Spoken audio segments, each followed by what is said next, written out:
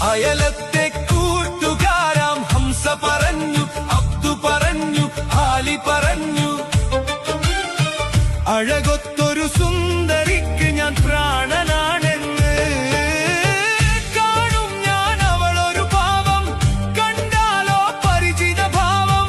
കാണും ഞാൻ അവളൊരു ഭാവം, കണ്ടാലോ പരിചിത ഭാവം. നിലയുടെ കടവിൽ, ചിറയുടെ പടവിൽ, കുടയുടെ മറവിൽ, അവളുടെ പിറകിൽ നിനച്ചും വിരച്ചും പിന്നെ അവളുടെ അരികിൽ. ഈ പ്രേമം എന്തൊരലാക്കാണ്.